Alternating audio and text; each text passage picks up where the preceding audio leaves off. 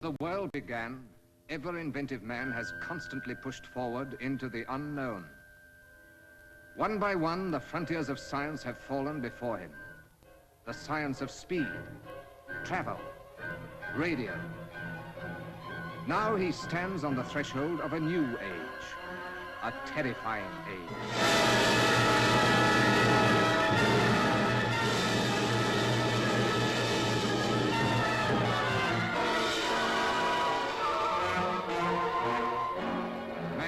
Forward into the unknown. But how does the unknown react? The unknown planet, Planet X.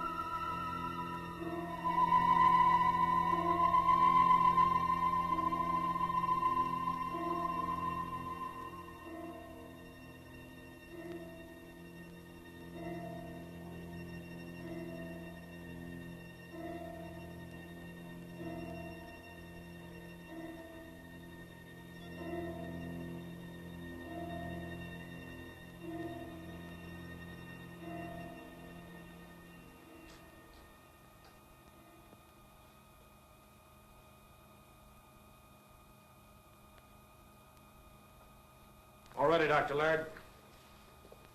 Right. Circuit A. Circuit A. Circuit B. Circuit B.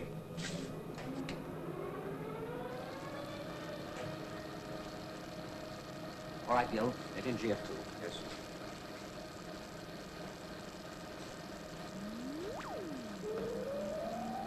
Gently. Gently. GF2 in, sir. Sayers, you fool! Get away from there! Blimey, it's going again. What a racket. What happened, love? It all went white, blinding light. That's the second time this week. It ain't right. Just because they have to muck about with the current for the sake of their blooming experiments, we have to suffer. They'll bust me too. 18 quid them new tubes cost. Who's going to pay me, I'd like to know, if my tube busts? Fred, the old clock stopped again. Good. After that, I reckon we needs just one more. All right, it's this time. Feeling all right now, love? Of course I'm all right, don't fuss me. Oh, would you like a glass of water? Water? Want something stronger than that? I'm going to finish my drink. Go on, Aunt. The things you say. You're better than any telly. Oh, you think so? Shall we go? I don't mind. Come on, then. It's a lovely night.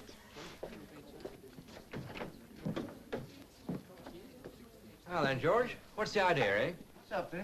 What's up? Here's what's up. It's 10:30 and you're still serving drinks. That clock stopped again. Very convenient, that clock of yours, George. Very convenient. Time, gentlemen, please. Come along. You're well over time. Finish up your drinks, please.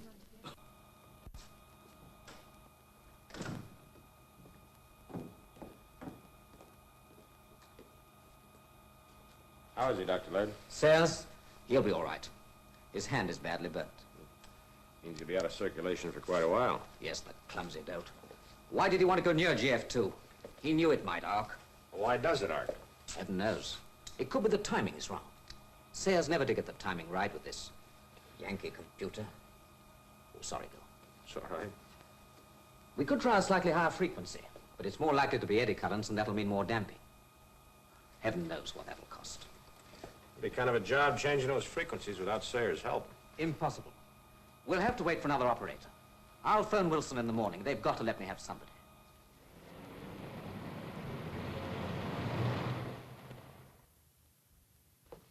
Morning, Wilson. Good morning, Brigadier. Please sit down. Thank you. I take it you've come about Laird. Yes, it's got to stop, Wilson. That will be your recommendation to the committee? Of course. Don't you agree? You're thinking of this business of Sayers. I'm thinking of the cost. By the way, I've replaced Sayers. The devil you have. Well, there's no alternative while the present setup lasts. We're committed to two assistants. And the sooner we close the whole project down, the better. Now, look, Wilson. I'm just a plain bone-headed brass hat. Oh, I wouldn't say that, Brigadier. You would, and you jolly well do. I know. It's true anyway. But I do know when an experiment is successful, and I do know when it's costing the Earth, even though I don't fully understand it. I don't suppose there are more than half a dozen people who do understand precisely what it is that Laird is trying to achieve. Then why on earth? As far as Laird is concerned, his work is pure research. Pure baloney. But the practical implications may well affect thinking on defense matters. That is why we are financially supporting the project. Financially supporting? Do you know how much money we've poured down that drain to date? £250,000. Can you justify that? Can Laird? Justify? Has anyone ever been able to justify pure research? At the time. Without it, no radio, no television, no radar, no guided missiles. Is Laird onto something like that? Laird is engaged on experiments which are aimed to study the changes, if any, in the nature and properties of metals, living tissues, and other materials when introduced into powerful magnetic fields. I know. I can read. Are you? If Laird can produce a magnetic field more powerful than any that has been produced before, if he can demonstrate that important changes do occur... Has he? He's nearly bumped off Sayers, and he's having trouble with his equipment. He was on the phone this morning. He's asking for more and more. Oh, this is preposterous. I'm going straight down there this morning to get to the bottom of this piece of folly. That might be a good idea, Brigadier. Well, seriously, though, Laird tells me he's already had some limited success. You might check on that. I certainly will. Oh. I promised to send him this. Perhaps you would take it. What is it? A piece of metal. An alloy such as used in aircraft. What's Laird supposed to do with that? You can tell him if you like. I'd love to. In that case, you'd better take this piece, too. I'd like to think that one experiment, at least, was some use to the country. Is this the same? Well, actually, no. I want testing on both eventually. You're going straight away? Yes, this morning. Good. You'll be able to soften the old boy up and his new assistant. It's a woman. A woman? Yes. I can hardly wait to tell him.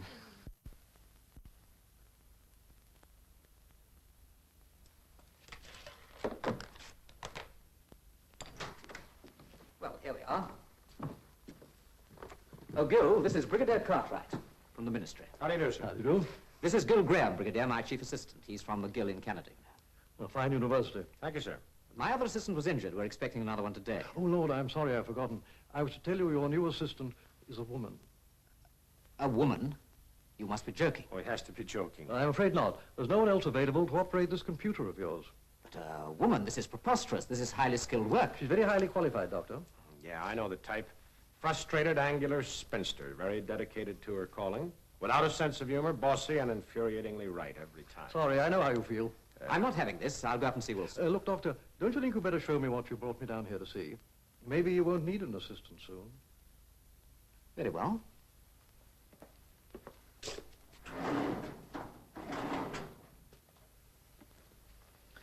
Bend this. This is a piece of copper. So is this. Bend it.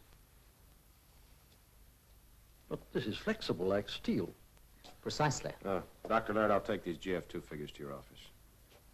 This is really most remarkable. It has had its molecules realigned in there.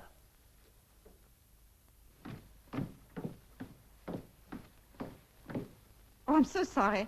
I was told to come down here. Who did you want to see? Dr. Laird. Are you... No, I'm Gilbert Graham, his assistant. Oh, I was told to report here. Well, he's right here in the laboratory. Oh, Are you the new comp operator, the replacement for Sayers? Yes, I am. I heard about Nicky Sayers. I'm terribly sorry. Oh, I don't know. Weren't you expecting me? Not exactly. You're French, aren't you? Yes, I am. Are you surprised? Very agreeably so. Thank you. I think that Dr. Laird will be, too. How is he to work with? Oh, he's great, as long as you stand up to him. I see. Oh, Mr. Graham, can I have a word with you? Certainly. This is Michelle DuPont, General Cartwright. How do you do? As soon as I see her into Dr. Laird, I'll meet you up in the office. Yes. Excuse me.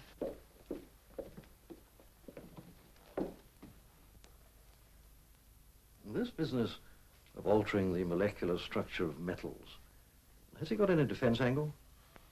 Well, if the molecular structure of the alloys used in building an aircraft were to be altered, the plane would probably crash. Remember the Comet 1? Oh, yes, of course. But research of that nature into metal fatigue and all that sort of thing, that's already been carried on elsewhere. Well, not quite, sir. How do you mean?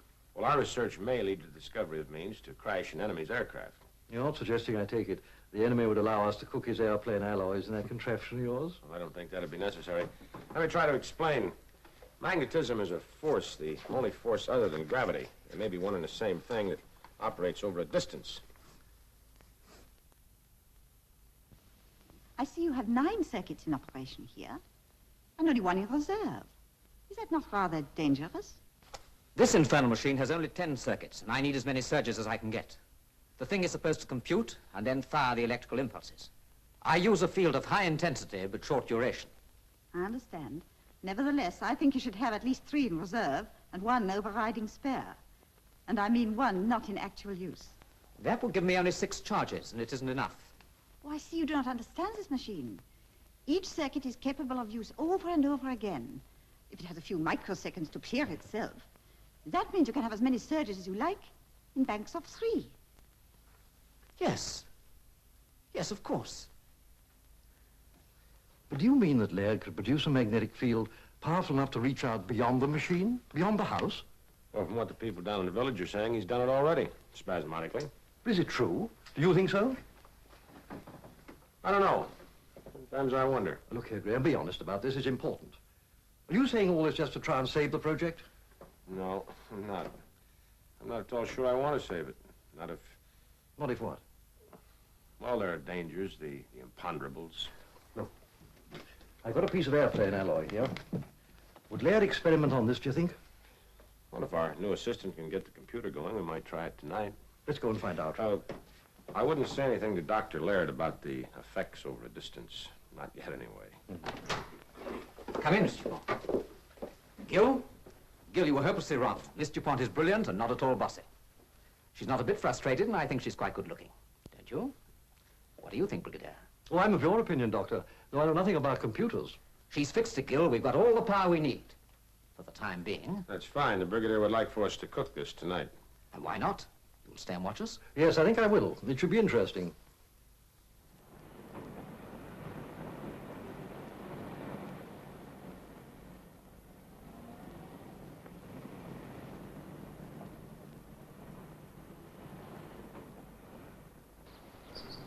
Hello. Hello. Have you got one yet? No. Jane! What do you mean, talking to that tramp? How dare you? He's nice. I met him in the wood yesterday. What? He likes insects, too. He's promised to give me a flea when he can catch one. I'll give you a flea. Come on in this minute. How many times have I told you not to speak to strange men? Tell me, what do you do for entertainment here? Entertainment? Yes. Well, we have television.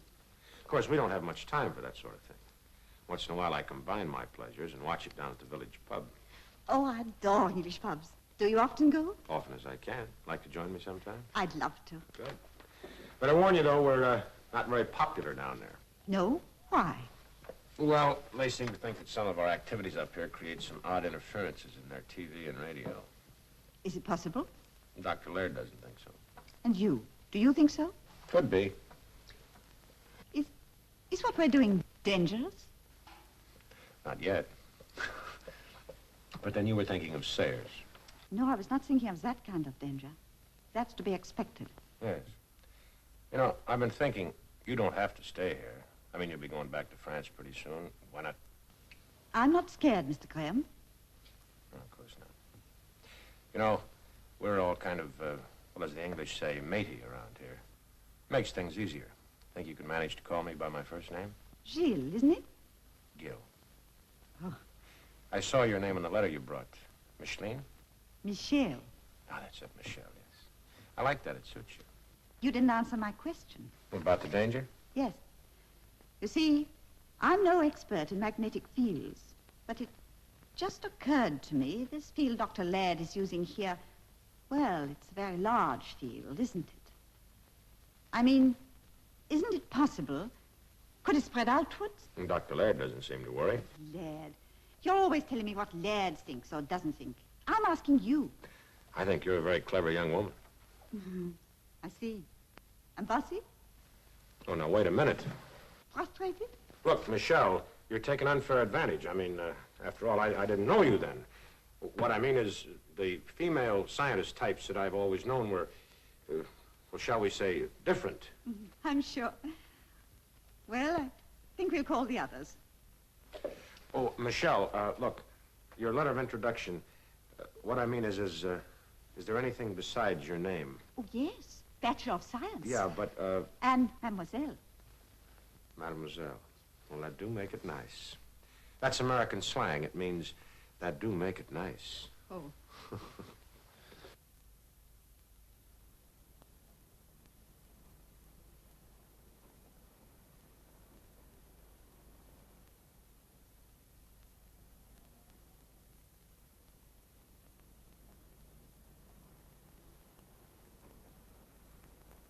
Well, Doctor, I'd like to get back tonight. Do you think we could start? Certainly, if that remarkable young lady has finished her work. Shall we go down? Oh, by the way, have your watch? Yes. I should leave it here if I were you. Watches are delicate mechanisms. They're best not taken too near magnetic fields. All metals in the lab are either non-magnetic or have been demagnetized. I see. There's no danger, of course. All right, Gil, switch on the recorder. We record everything, Brigadier. It's useful for checking later. But surely tapes are magnetic. You're very smart, Miss Dupont, and you're quite right. No, we don't use tapes. We have a microphone, and we record on disc in the next room. Switch on the generators, Gil. I'll take the circuits. But Dr. Laird... Over here, Brigadier.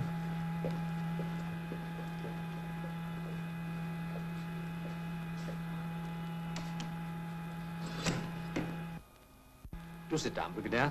Thank you.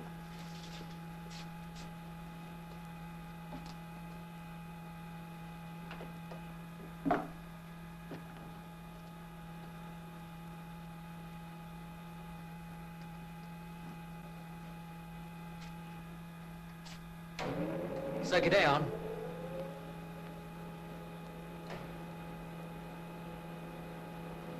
Computer? Computer on. Circuit B on.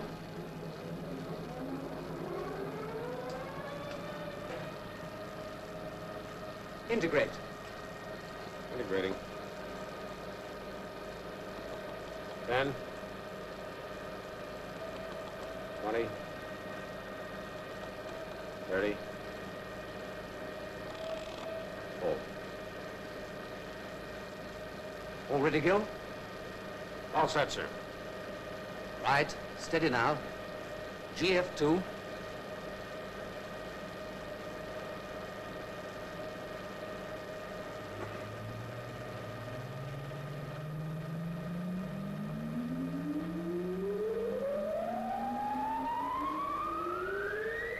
Gently.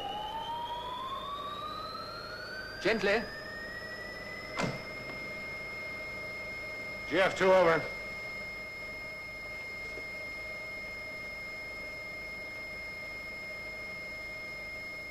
Three banks under reserve in operation, Doctor. Good.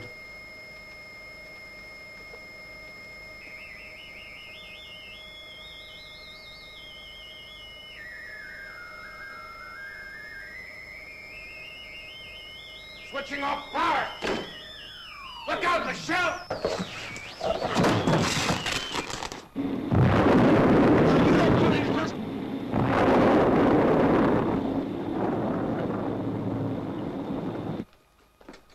devil are you doing? Good heavens. Are you hurt? No, I don't think so. Rugby's a rough game. Oh, I'm sorry. It was the only thing to do. What happened? I don't know. I'm sorry. It was my fault. I left my keys in there. That was very careless of me.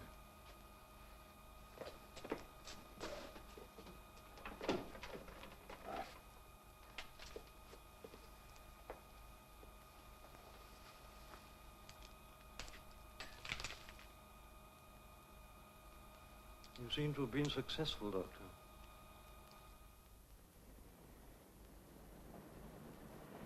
Look. What's that? Now, here's the standard. All the latest. Big storm on the south coast. Now, here's the standard. Big storm on the south coast. All the latest. Now, let's see. Yes, quote. Is space travel... No, unquote. Yes, let's see. Yeah, quote. Could they invade us, unquote. Yeah, something like that. Then we'll carry a follow-up on page 3 with readers' letters. Well, they'll have seen hundreds of ruddy flying saucers by the time we're through with them. Okay. Who exactly is invading us? Mars? Eh? Oh, no, they won't like that. Who, the Martians? Idiot, no, look, make it, yes, that's it. Planet X. The invasion from Planet X.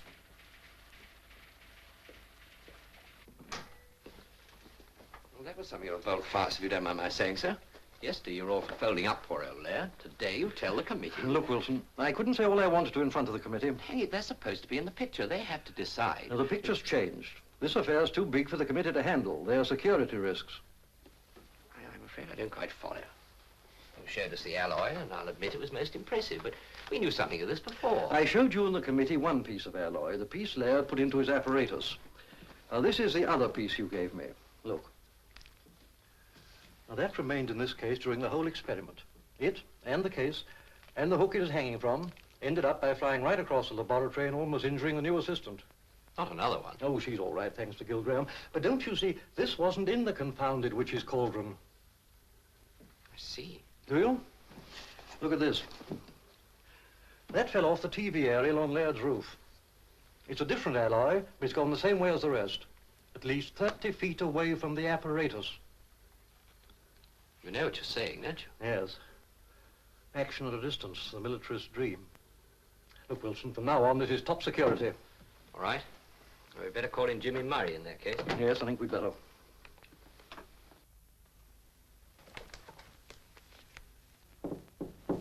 Come in. Hiya, how you feeling? Broken neck would feel worse, I guess.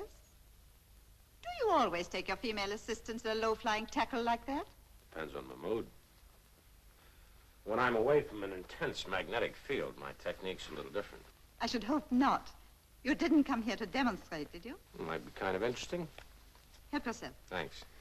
No, as a matter of fact, Michelle, I have something else on my mind. Can't say I'm sorry. What's the trouble? Before I grabbed you last night, I switched off the power from the generators. Yes? That should have shut the whole machine off at once. Well, it did surely. Laird was pretty furious. Think back for a minute, Michelle. Must I? Please.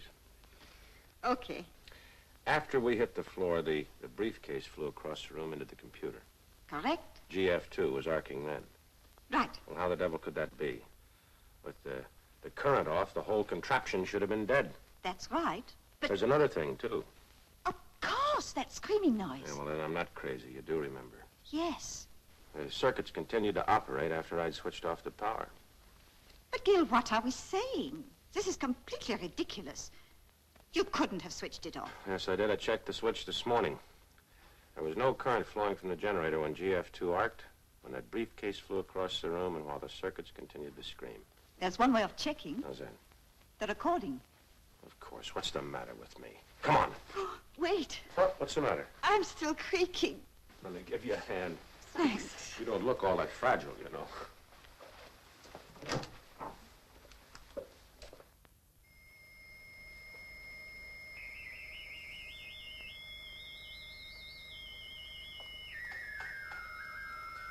This is the bit. Listen. Switching off power! Look out, Michelle! Well, Gil, what does it mean? I don't know. That apparatus was receiving power from someplace, somehow. The storm, maybe. No, that's absurd. Not very likely. Gil, I'm scared. Yeah, well, so am I, Michelle.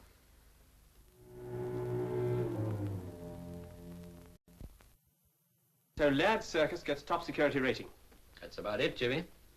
Well, if you both think so. Don't you? Frankly, Brigadier, I just don't register yet. What you've been telling me sounds well. I know.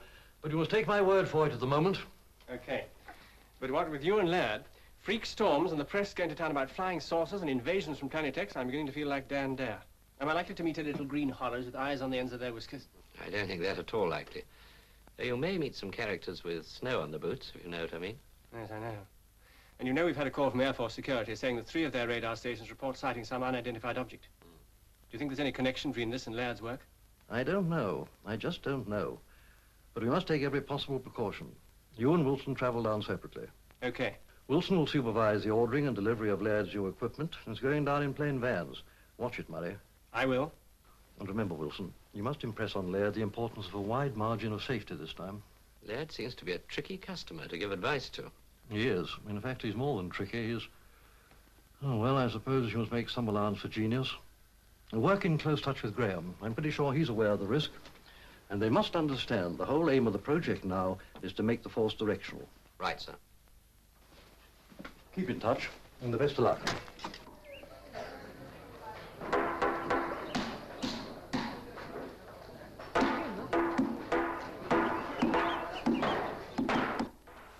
I hope that fence will work. It's costing enough. Yeah, it should. Form an anti-magnetic screen. Particularly ugly one. There ought to be a law about corrugated iron. Another lorry load of gubbins arriving. You know, this is getting a bit ridiculous. Besides, creating a condenser to make it look like a sideboard is darned expensive. I better go down and check it in. Right. Oh, Gerald, when you're finished, I'd like to have a private word with you. Okay, I'll be back. Right.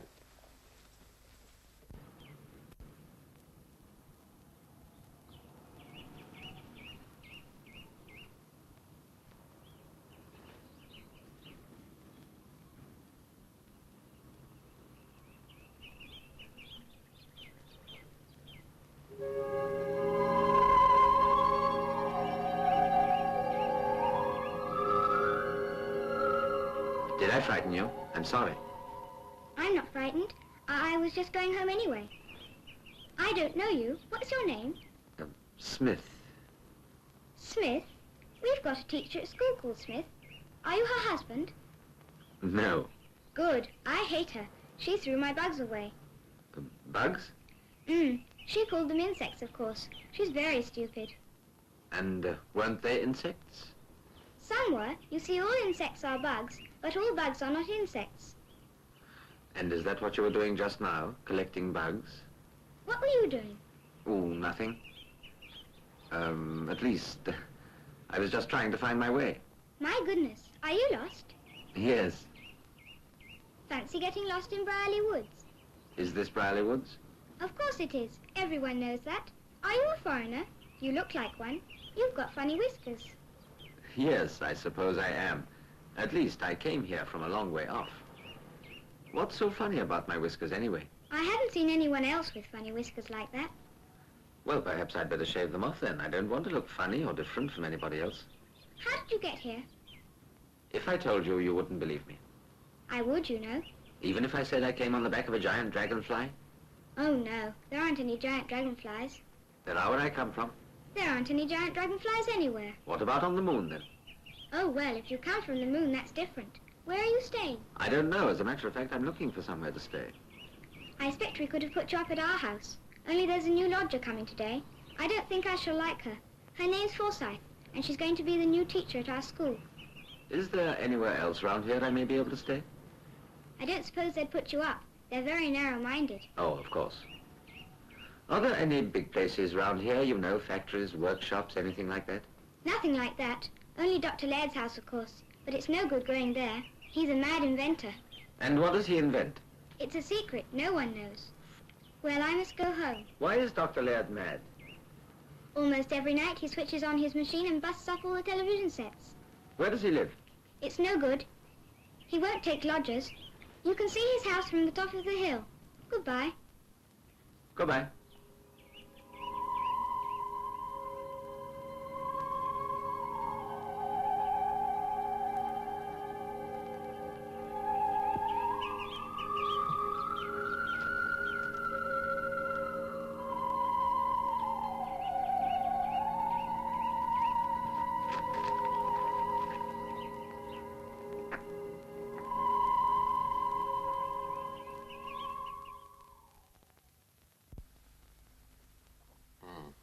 Now, let me get this straight. What you're trying to tell me, as I see it, is that this fearsome contraption of yours went on working after you'd cut off the current. Is that it? That's it.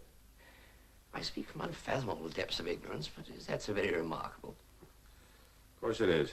If I switch off, say, an electric fan, wouldn't it go on turning for a while, momentum or something?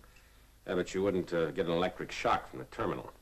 Our circuit, GF2 we call it, arced across about 5 seconds after I switched off the power. That's impossible. That's what I keep telling myself and Dr. Laird. What did he say? Same as you did. Impossible. Refuses to listen. There's more to it than that, too, Gerald. You know, I'm not the brains of this joint, but I've been figuring a few things out during the past 10 days. That apparatus was building up a field far in excess of anything that we could have reasonably expected from the power we were feeding into it. Personally, I think you're all getting slightly neurotic over this business.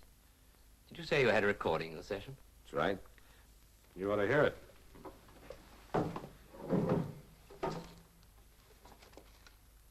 It's funny. It's gone. This looks like a case for Jimmy Murray. Where is he? On his way down from London. I promised to meet him for a pint in the Crown of Mitre this evening. You better come, too. Yeah. Shall I bring Michelle? Not necessary. She's coming. I asked her this morning. I want to start getting up earlier.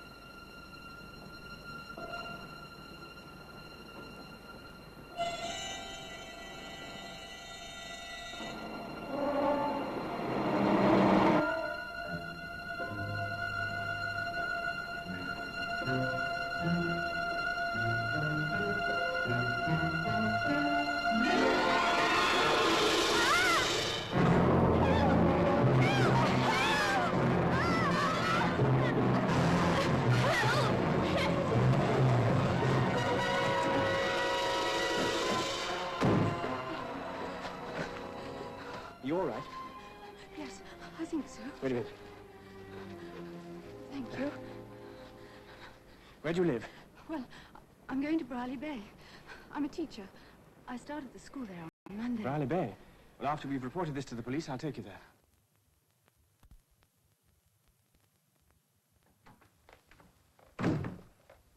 Please sit down, Miss Murray. Thank you, Inspector. We're taking a statement from Miss Forsyth now. I understand you're taking her on to her lodgings at Brierley Bay. Yes, I'm staying there myself at Dr. Laird's establishment. Inspector, what are you going to do about this man? Well, we'll comb the woods, of course. But first, let me ask you a question. Do. I don't say I shall be able to reply. I know you security chaps. But this is important. You see, a man has been seen in the woods, and it's been reported that he has a large burn mark on his face. Tell me, has Laird been using radioactive materials? I can tell you that, Inspector. The answer's no. Definitely no. Thank you, sir. Well, we'll have to try another line of approach. Come in. Miss Forsyth's ready now, sir. Right, just coming. Well, goodbye, Inspector. Goodbye, and thank you very much for all your help.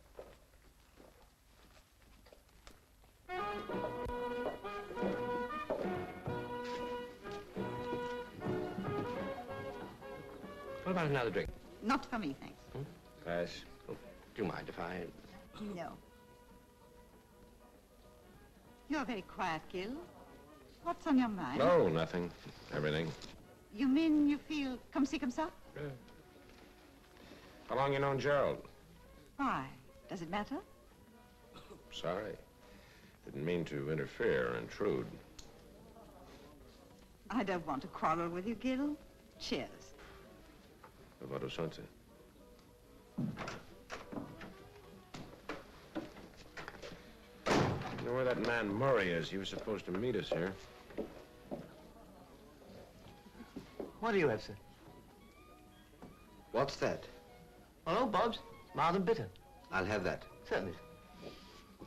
That elfin music you hear comes from a proper band. At last. Sorry I'm late. Okay. Meet Michel Dupont and Gil Graham. How'd you do? Oh, yeah? What's the trouble? Things have been happening. There's a maniac at large in the woods. A what? Maniac. Oh, there you are. Nice of you to take me dancing. What are all the pretty girls going to do now they haven't got Jean Kelly to dance with? Nurse their perishing combs? I haven't been long. Oh, no. You were going to get me a drink half an hour ago. I thought you were going to have a nice cup of tea. Tea? Get me a glass of nourishing stout. All right, love. Evening out. How you doing, Mrs. Packer? How you doing, Mr. Graham? Oh, hello, Art. Where's Jillian? Isn't she here? Haven't seen her. Well, you see, I was supposed to be working late tonight, and, well, she said she'd meet me here.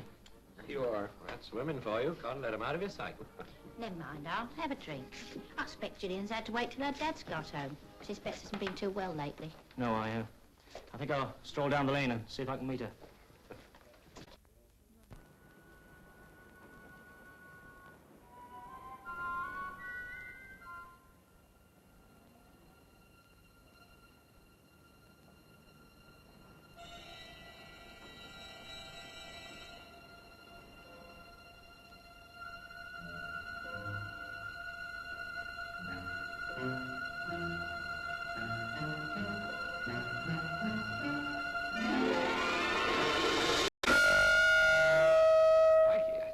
Was noisy. The microphone was too near the loudspeaker. A syndrome. That's it. That's what was the matter. We had a syndrome in the magnetic field. You all right, old boy? What the dickens are you babbling about? You understand, don't you, Michelle? Yes, I believe I do. Would you mind explaining? You know, you've both gone crazy. Did you hear that screech from the loudspeaker? I'm not deaf. Yeah, well, look. The microphone was too near to the speaker. The sound goes in, it comes out louder. Back into the microphone and around and out louder still, and so on and so on. It's called a syndrome. You mean a sort of vicious circle? That's right. And if you don't put a stop to it, it keeps piling up until the amplifier or some part of the circuit goes bust. I get it. But why all the Have dramatics? you got your car here? Yes, why? I want to get back to the lab. What, now? I've got to see Dr. Laird right away. You do understand, don't you, Michelle? Yes, I do. I think you ought to go. But can't you tell us what all the excitement's about? I'll try and explain. You must go. You'll be all right, won't you? Of course. Come on, let's go. Gerald, I'm sorry, but this is important. Gil, I hope you know what you're talking about. So do I. Let's be practical, my boy. You make an excellent theoretical case for the build-up in the field being syndromic, but where exactly in the circuit does the phenomenon occur? As I see it, it's between these two circuits. You have a first-class brain, Gil. It's a pity that you allow your imagination to run away with you. Meaning what? Meaning that in the first place, you have reached the correct conclusion from the wrong premise. Well, I don't understand. Secondly, that you are allowing the self-evident fact to scare you. You were driven to your clever piece of reasoning by worrying about a lot of silly tittle-tattle. Freak storms and the like. Haven't you considered the possibility that we might have caused some of the things which took place that night? I never consider anything which might interfere with my research. Seems rather short-sighted, doesn't it? If one always stopped to calculate the risks, there would be no research. But you think I'm right about the syndrome. I know you're right.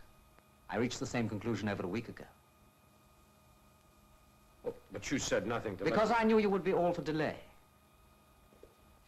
Well, wouldn't that be the wiser course, Dr. Laird? I don't think so. We have accidentally stumbled upon the secret of producing an enormously more powerful magnetic field than we had ever hoped for. We have saved ourselves years of work, and you want to throw those years away. No, I don't want to do that. I just feel that we ought to proceed with the utmost caution. We have new equipment, more powerful generators, but the same circuits. We have taken great precautions. The iron fence, for instance, the direction field, better insulation, and the screening between the terminals of GF2. Yes, well, as I see it, the screening of the GF2 terminals is the main danger. It's like putting a 6-inch nail across a 5-amp house fuse. Perhaps you would allow me to be the best judge of that. I've been engaged in this work all my life. Well, I'm sorry. I didn't mean to sound impertinent. Not impertinent, just frightened. And a frightened assistant is no good to me. If you would care to terminate your appointment here. Of course not. I wouldn't think of deserting you at this stage of the game in any case. Please do not allow questions of personal loyalty to affect you. Under the circumstances, I wouldn't. I was thinking more of the complicated operation of the apparatus. It's not so complicated now, you know. It would be possible for only one person to operate. Yes, sir.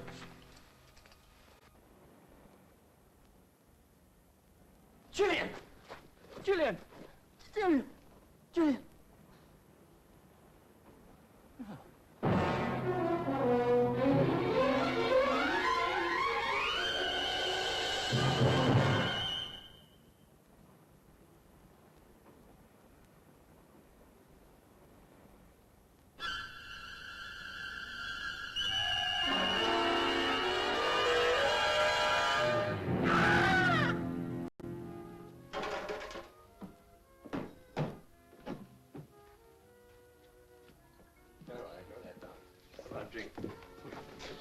Oh, is the bar closed? Yes, sir. The dance goes on till midnight.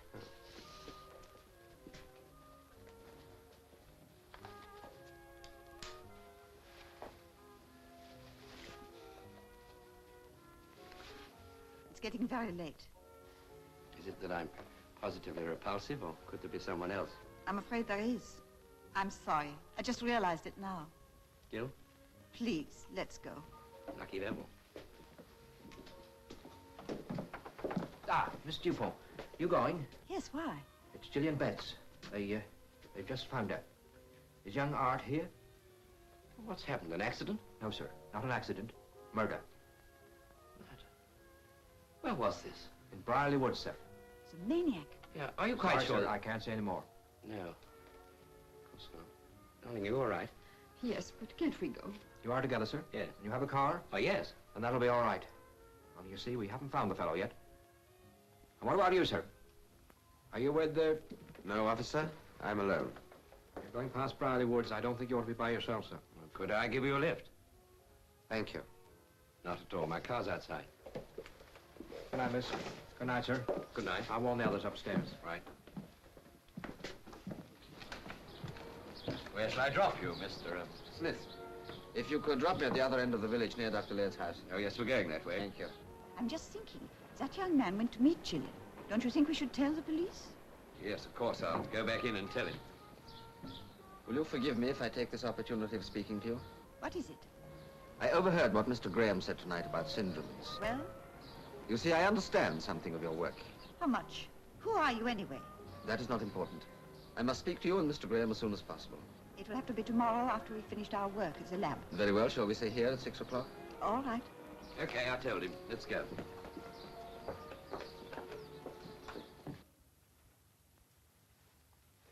Did he give you any clue as to why he wanted to meet you and Gil? Not really, but he seemed to know a lot about our work. You didn't tell him anything. Of course not, Jimmy. I'm not that stupid. Well, I don't like it. I just don't like it. Who is this chap Smith? You know anything about him, Gerald? Not a thing. Gil? I saw him for the first time tonight at the dance. Gerald, when you took him in the car tonight, did he say where he lived? No, he just told me to drop him near here. Yes, he said it was okay to drop him here. That's right. He must be staying in the village. Well, that should make it easy for us to keep tabs on him. Gil, Michelle, you must meet him tomorrow evening, as arranged. What's the drill? See if he tries to pump you about Laird's work. Find out all you can. Right.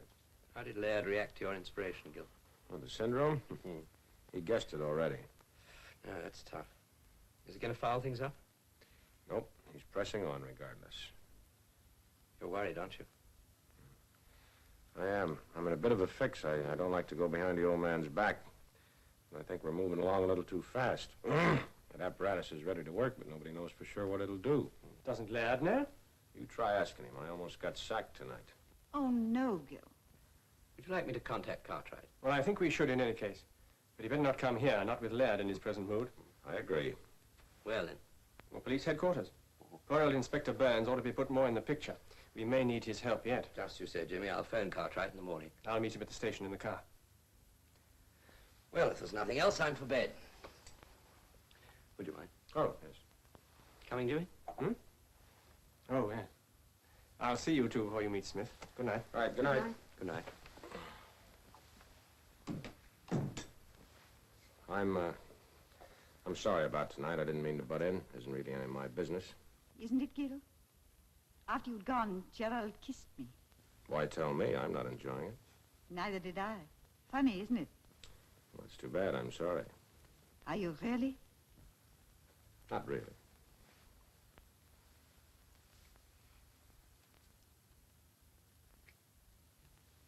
I enjoyed that. So did I.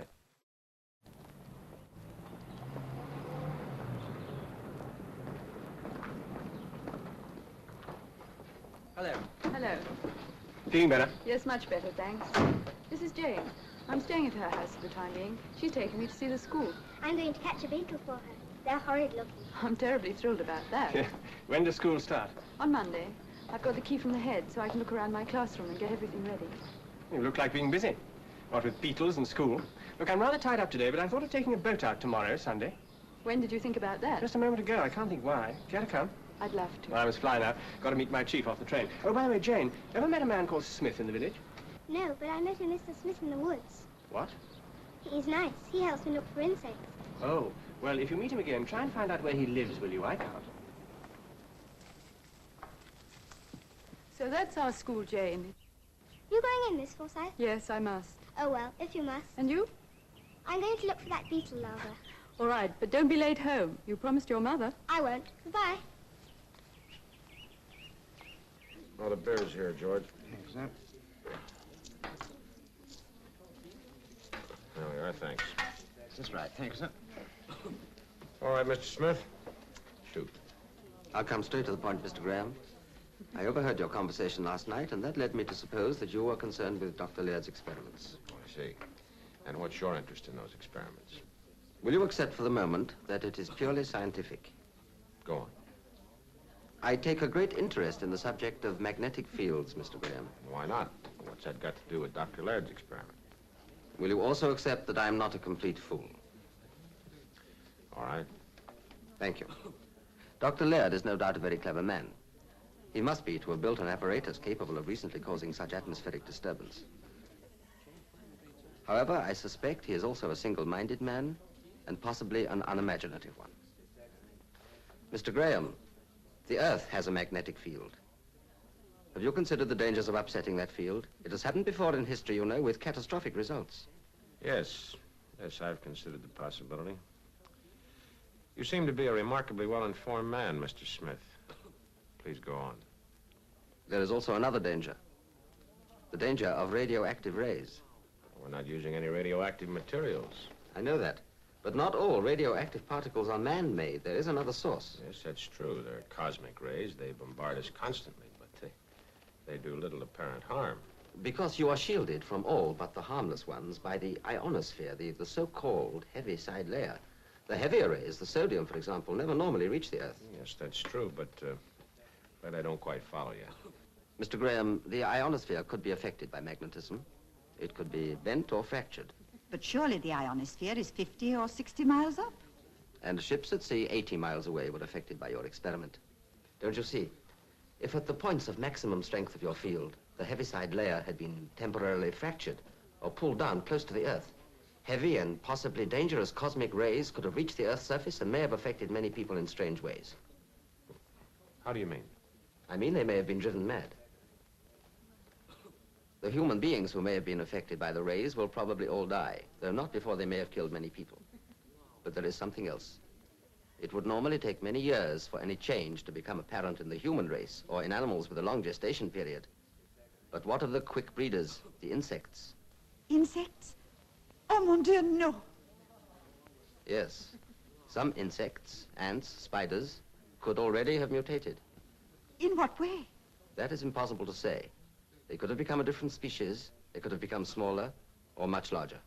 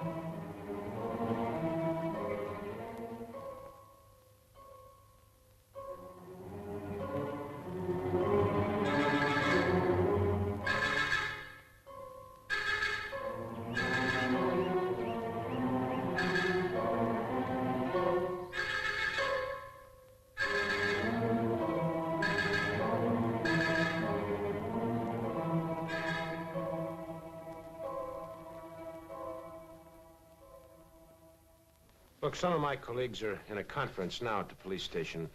Would you come along with me and state your case to them? No, Mr. Graham, I'd rather not.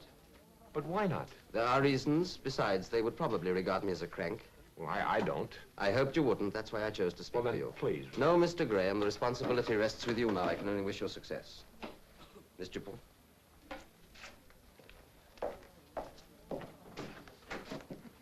Well, Gil, what do you think? I think you may be right, Michelle.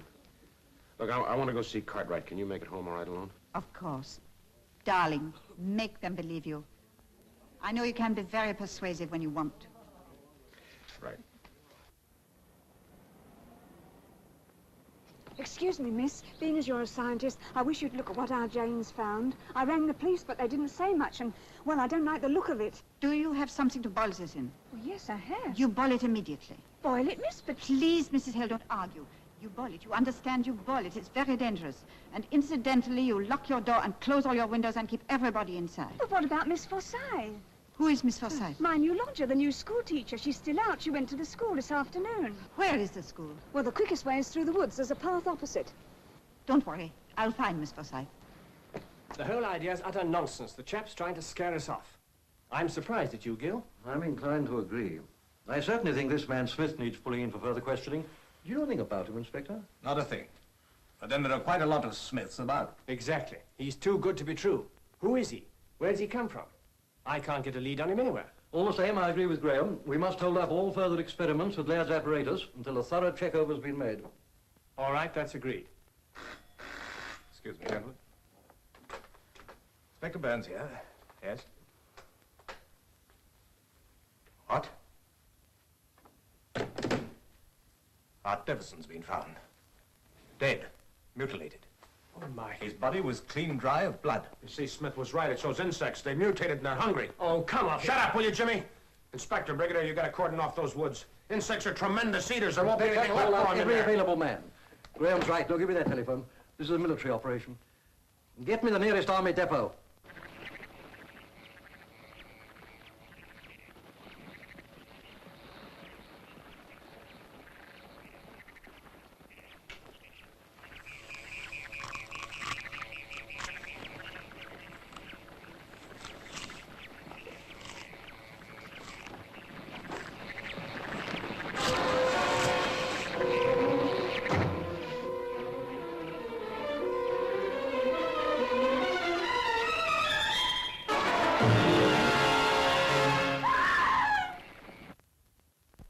Woods. That's it. Goodbye. Graham, get down to the lab at once. On no account must Laird touch that damn machine of his. Where's Wilson? He should be at Laird's house. I'll phone him. He can have a word with Laird. Yes, son? Well, sir, I didn't think it was important at first, but now... Well? Mrs. Hale, sir. She rang up to say her daughter had found a whopping great egg. What was that? An egg, sir. Who said that? Mrs. Hale, sir, and she said that her lodger, a Miss Forsyth, was out late. Oh, no. Does she know where she went? She was at the village school, sir.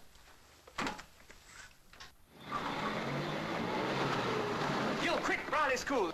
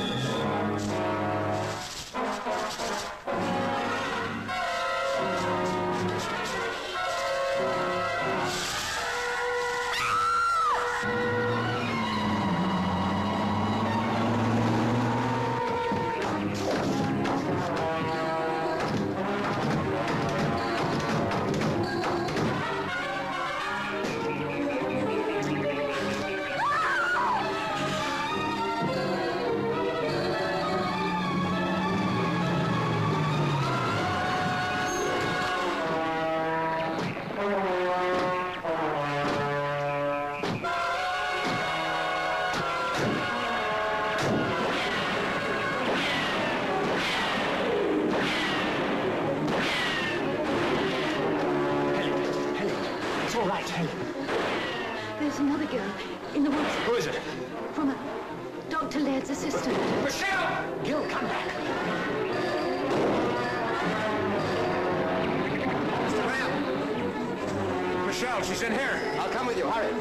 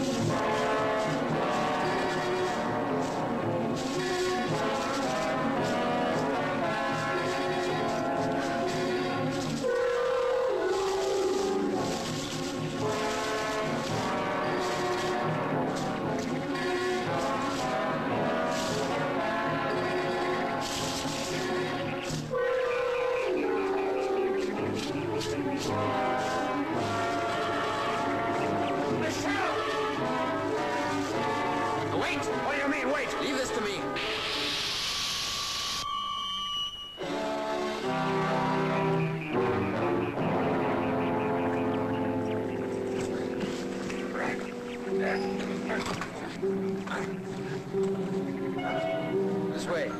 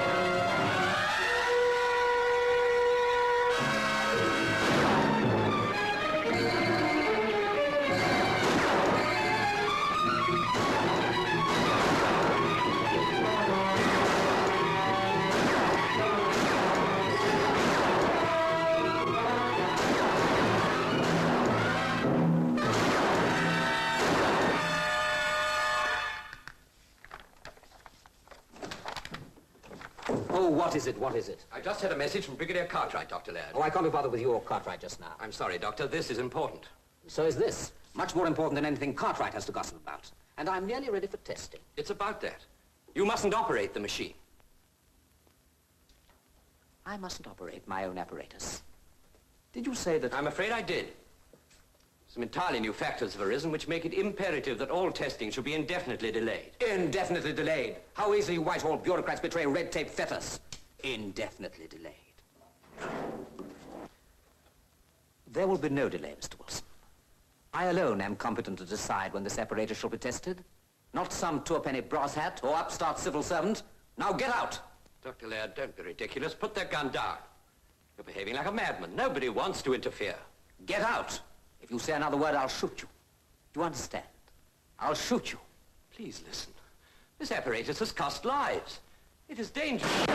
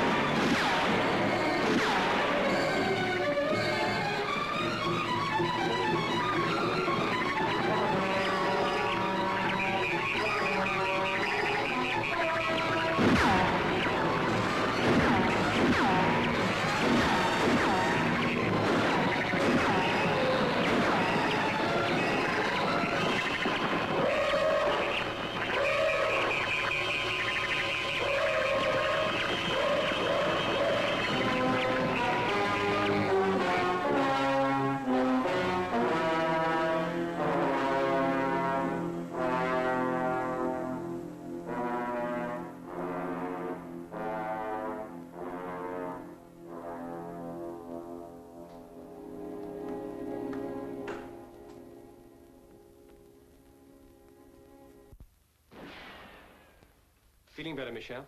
You're going to be all right, Michelle. Well? I think we've covered this section of the woods, Mr. Murray. I wouldn't like that job again. Any casualties? It's a good job we acted when we did. The woods were thick with eggs. Another few days and we'd... Yes, all right. There's to be no relaxing. Keep patrolling all night, and tomorrow we'll have a thorough comb out. You better report to Brigadier Cartwright straight away. Right, sir. Good Lord. To think we have to do this in every wood in the country. That will not be necessary, Mr. Murray. Hmm? Mr. Smith, one or two questions I'd like to ask you. Where do you come from? Jimmy, I'm afraid that's going to be a kind of an awkward question for him to answer, isn't it, Mr. Smith? Yes, indeed. You said that some of the RAF boys had reported unidentified objects flying south. Yes, that's right. Usual sort of nonsense. Yes, well, this time it wasn't nonsense, I'm afraid. Was it, Mr. Smith? I landed here shortly after your first disastrous experiment. Landed? What are you talking about? This is difficult. Let me put it this way, Mr. Murray. Without being aware of it, your newspapers were very near the truth when they spoke of mysterious invaders from Planet X. Am I going crazy? In fact, there was but one invader. It was I. Jimmy, I realize it's going to be a little hard for you to believe, but the truth of the matter is, Mr. Smith is the legendary character from outer space, right?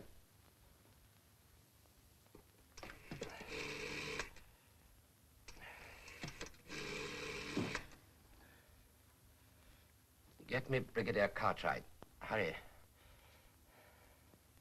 Cartwright here. Cartwright? Wilson here. Listen. Laird gone mad. What's that? No. Don't talk. Listen. He shot me. Come. Quick. Heaven's sake, come. He's alone. Wilson! Wilson! Wilson! Wilson! Wilson! We've had your planet under close observation for many years. Flying saucers? That's what you have chosen to call our spacecraft. We've also been monitoring your radio. That's how I come to speak passable English. But you're like us. Is that so very surprising, Miss Forsyth? There are many planets with the same physical conditions as here on Earth, and on them life has gone through the same evolutionary processes. Where is this Planet X? If I were to tell you, you would neither understand nor believe me. Time and space are still the great mysteries to you. Why have you come to pay us this visit? Because of your experiments in magnetism. You brought down one of our spacecraft on the night of your experiment. Our craft used the planetary lines of magnetic attraction as their means of propulsion. That's why we were so concerned with your experiments. Alarmed, I might say. We had to act in what you would call enlightened self-interest. Is that the only reason that you came? No. We've never interfered with your development before. But this time, your entire planet was in danger. It still is if you continue with your experiments. You mean we might reverse the Earth's polarity, tilt the Earth on its axis? Yes, I do. It has happened before, but then the force was extraterrestrial. I thought you said there was no further danger from these insects. That is correct. We were able to calculate the center of disturbance and the points of maximum intensity. This, I assure you, is the only place on land to be affected by cosmic ray bombardment. On land? There were some areas in the sea. There, life will have been spontaneously created, microscopically, just as it was millions of years ago, before there was an ionosphere to protect you. You've had a very narrow escape, Mr. Graham. Well? Message from Brigadier Cartwright, sir. Will you and Mr. Graham come down to Dr. Laird's house immediately? What's happened? It's Mr. Wilson, sir. He's been shot. Gerald, shot. Is he... We're afraid he's dead. Dr. Laird seems to have gone mad, and the Brigadier's worried he may start his machines again, sir. I was afraid of this. We gotta stop him. Let me come with you.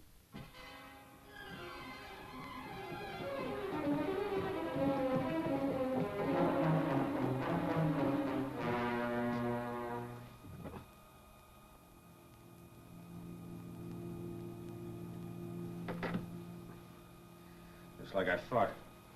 Locked and bolted. We could break it down, I suppose. Well, we might, but it'd be a tough job. It'd take hours. Oh, that will be enough to set him off.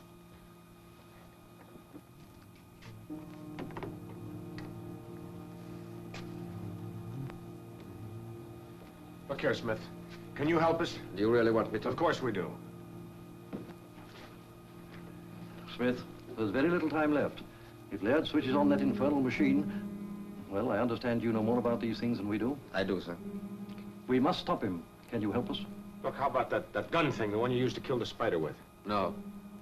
I can help you, but the decision for what I do must be yours. Go on.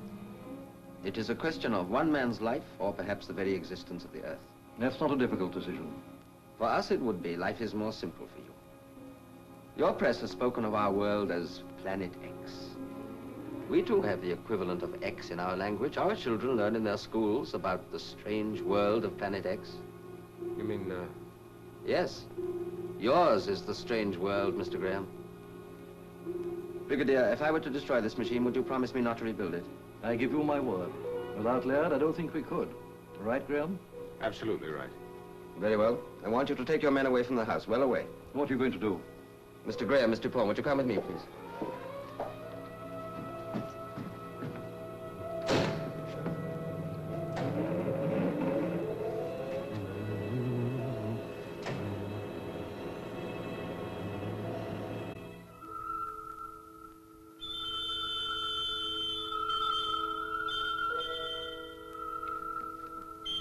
Now we must wait.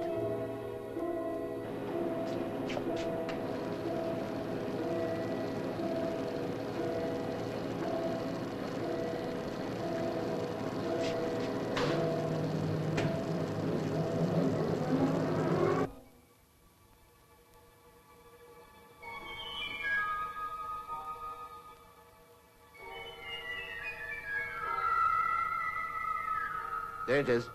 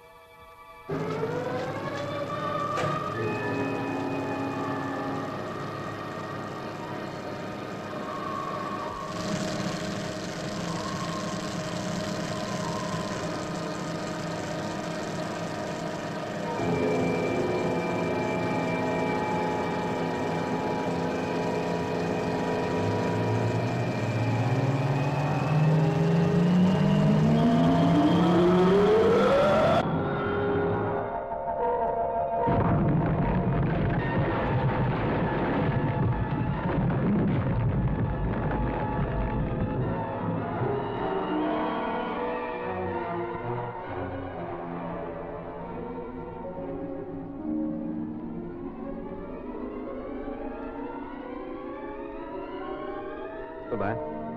Will you come back? Who knows?